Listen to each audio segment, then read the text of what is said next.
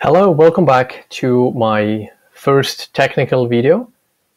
Really exciting to see this come to life after quite a bit of discussions and a bit of back and forth internally with friends and myself. But what I want to do is talk about my next project that I'm going to be working on.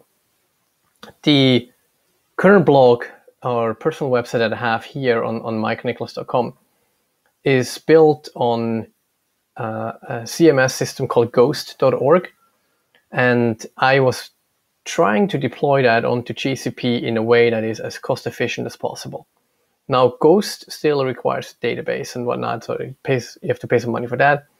And it was a great proof of concept. I clearly succeeded in getting that done. But what I want to do now is I want to focus on simplicity. And while I'm doing that, I also want to record what I'm doing so that anybody else who is interested in any of the technologies I'm using can follow along and learn. So before we dive into the new architecture, let's look at the current architecture. Let's call this version 1 or a proof of concept. What you see here is a slightly over-engineered way of having your own personal website. This is a very long story. I don't want to get into that right now. Happy to answer questions in the comments, but basically it uses Ghost, as I mentioned, as a database.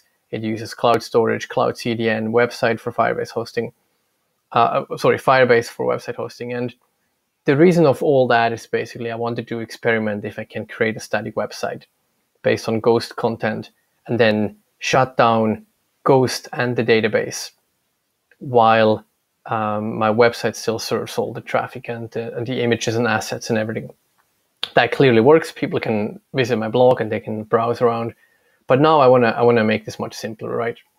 I don't want to have a system and a database in order to write my blog posts. I just want to use plain Markdown and maybe mix in a few components and code to make it interactive when I show certain features or something. So we're gonna rip all that apart and we're gonna start from scratch. And let me show you what I have in mind right now, very high level. So I'm using a tool called XColorDraw. I hope this is how you pronounce it. Let's get myself out of the way here. Okay, very simple drawing tool, but very, very powerful and quite easy to work with and even collaborate in real time with other people if I'd like to. So let's have a look. We have some sort of diagram or square where we're gonna have. Oops. Okay, so GitHub. Let's make this a bit bigger. So we have GitHub here. Now I want to focus on GitHub, right? GitHub now provides workflows, GitHub Actions, where we can do step-by-step deployments and testing and all that. It also provides pull requests. It also provides an interface where I can create files and edit files right within the GitHub user interface. So I don't actually need another interface or admin panel or something where I can write my blog posts. So what we will have at some point here is when I write a new blog post, I imagine to open a pull request where I add assets like images, videos, what I need for the post, and the content in a new Markdown file. And then myself or other people can review that. We can iterate on it. And when we are ready to go, we merge the PR into the master branch, which then deploys a new version of my blog, including the new blog post. So somewhere in here, within GitHub, we are going to have a pull request. And that pull request is where we're going to have the code as I just explained. Now, every time we push code to that pull request, I want a URL in the pull request as a comment showing me the latest version of that pull request. How is my website going to look like when that pull request gets merged. So in order to do that, we are going to leverage GitHub Actions, as I mentioned. So let's put GitHub Actions over here. GitHub Actions. What we also want to do is probably make this a little bit smaller, because not everything needs to be the same size, right? Next, we'll move that a bit big. Okay, we probably need some more space. We'll get a handle of that. Now within GitHub Actions, there are two things I want to do. One is I want to run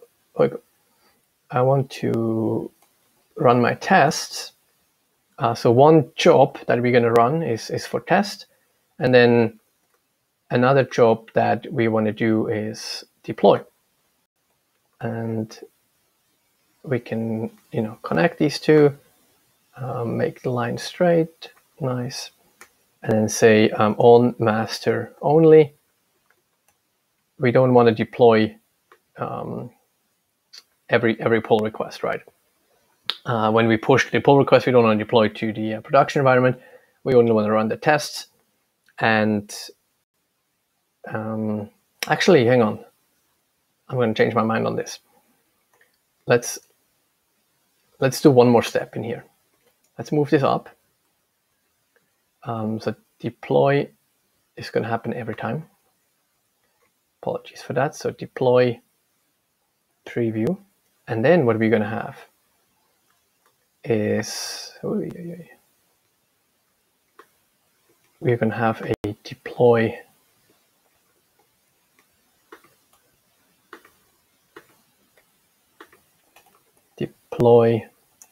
prod, and the deploy production is what we only want to do when we merge to master. All right.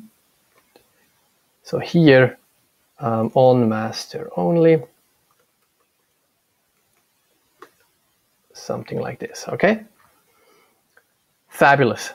This is going to give us a preview link. Okay. Now, next thing is that whole test and deploy is kicked off every time we create a pull request.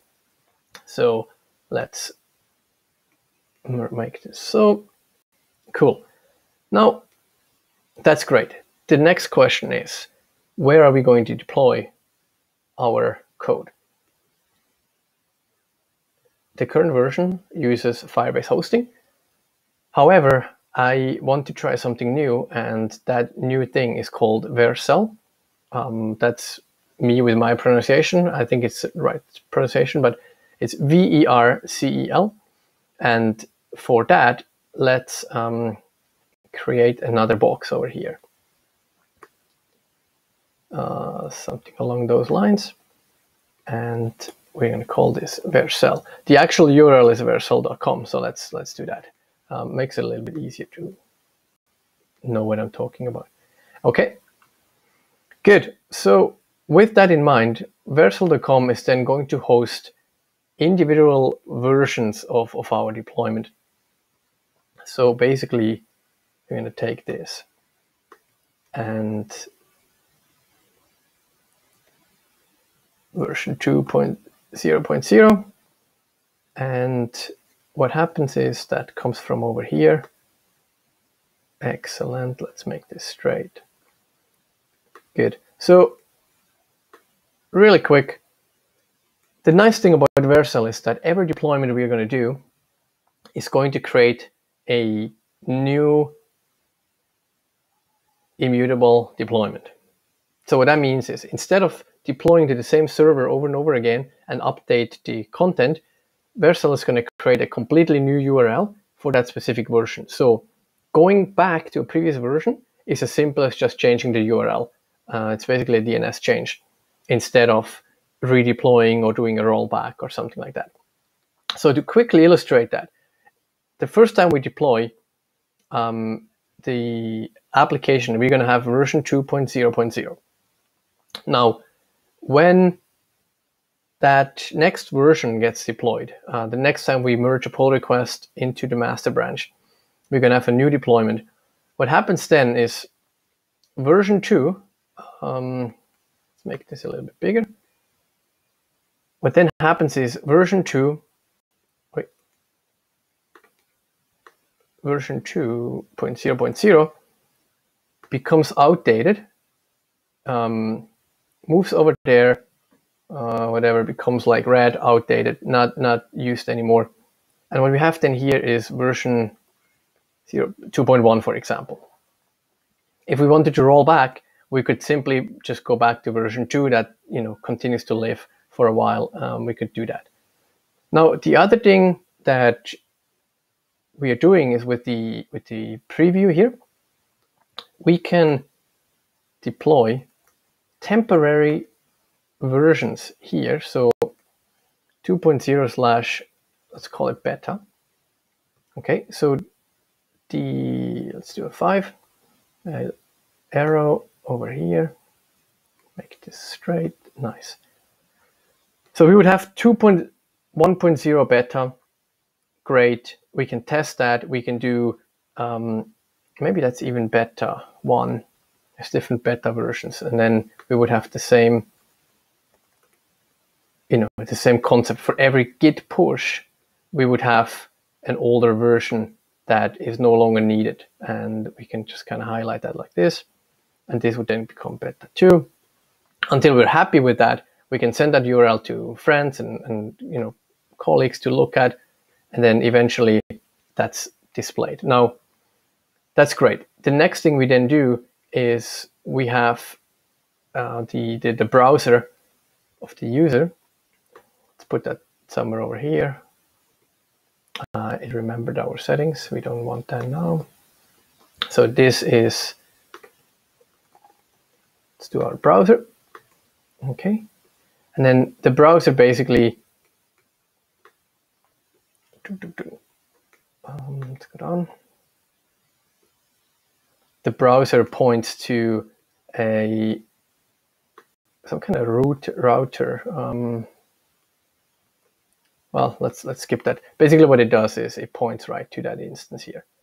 Make this simple. All right. When we then deploy version 2.2.0, these two would move one to the left, 2.2.0 would be here, and a domain alias would point mikenicholas.com, for example, always to the latest version over here. Okay, so this, let's zoom out a bit. This is the kind of environment we want to build in version 2 of the blog.